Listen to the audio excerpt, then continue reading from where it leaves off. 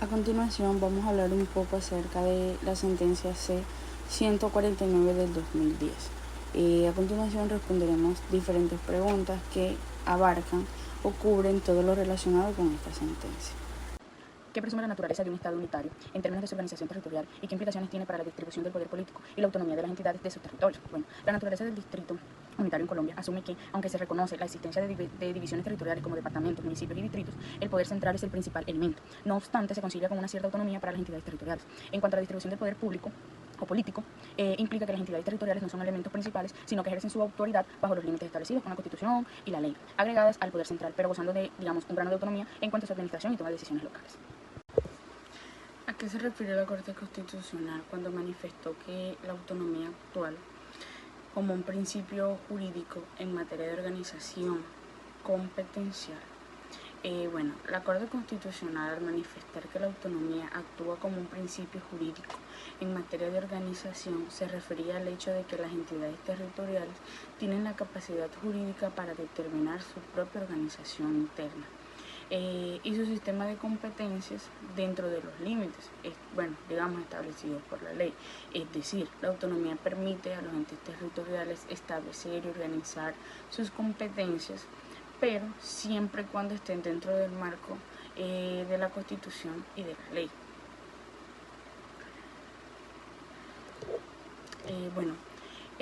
Explicamos un poco de los principios de coordinación, concurrencia y subsidiariedad en relación con las competencias asignadas a los diferentes niveles territoriales, según lo establecido en el artículo 288 de la Constitución.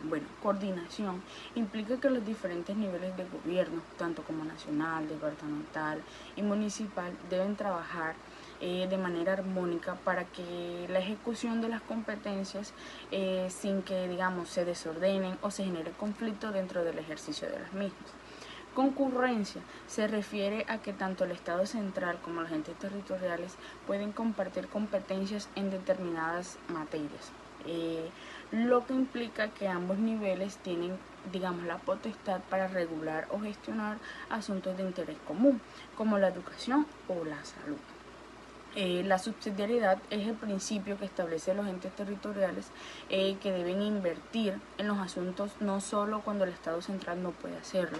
La idea es que la decisión la tomen a nivel más cercano o posible a la ciudadanía, permitiendo a los niveles inferiores actuar solo cuando es necesario.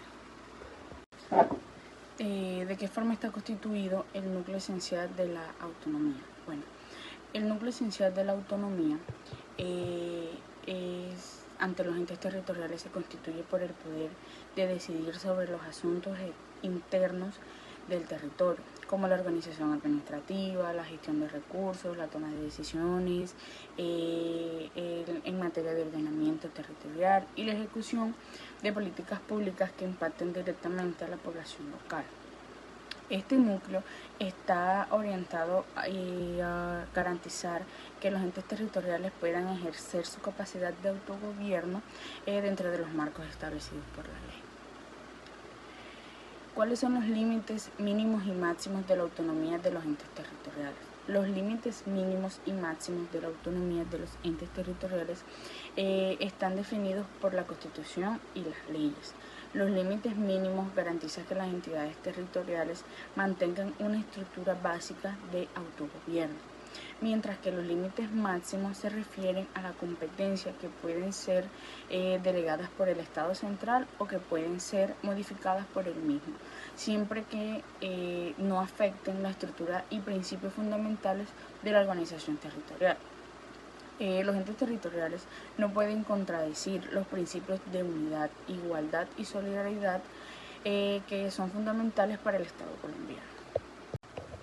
¿Qué implica el principio de autonomía para los entes territoriales dentro del Estado colombiano y cómo este principio se traduce en términos de poder, de decisiones, de administración y desarrollo local?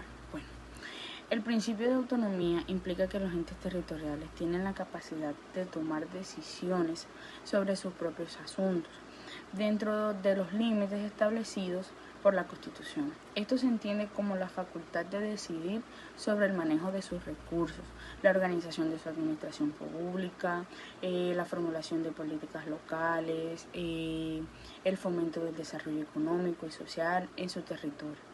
Sin embargo, dicha autonomía está sujeta a la ley y debe ser ejercida en concordancia a los principios de la Constitución. ¿Qué demandó la sentencia? En la sentencia C-149 del 2010 se demandó la constitucionalidad de ciertas disposiciones relacionadas con la autonomía de los entes territoriales, especialmente en lo que respecta a la distribución de competencias y los recursos asignados a las entidades territoriales. La demanda también se cuestionaba por si algunas regulaciones afectaban independientemente la autonomía de los municipios y departamentos.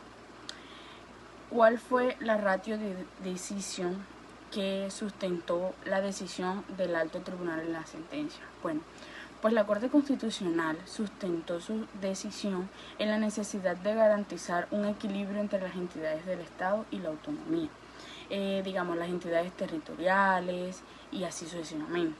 La Corte destacó que si bien el principio de unidad del Estado es fundamental, esto no debe restringir, la capacidad de los entes territoriales para tomar decisiones sobre su propio desarrollo, en especial en las que las respectivas asignaciones o recursos de competencia. ¿Cuál es la importancia para la hacienda pública, en esta sentencia o en lo que estamos dialogando? La importancia de la hacienda pública radica en que la sentencia clarificó que se deben distribuir los recursos entre el Estado central y las entidades territoriales. Esto tiene implicaciones en la gestión de los recursos públicos y las asignaciones de los fondos para los proyectos, de desarrollo local, así como en la autonomía fiscal y en los entes territoriales, permitiéndoles tener mayor capacidad de gestión en su desarrollo económico y social. Y pues como última pregunta tenemos, ¿qué resolvió la Corte Constitucional en dicha sentencia?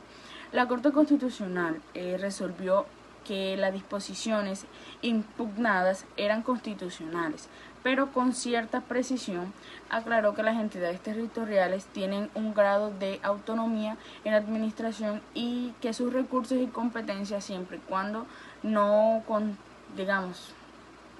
disputan los principios fundamentales del Estado. Además, la Corte reiteró la importancia de mantener un equilibrio entre la unidad estatal y la autonomía territorial.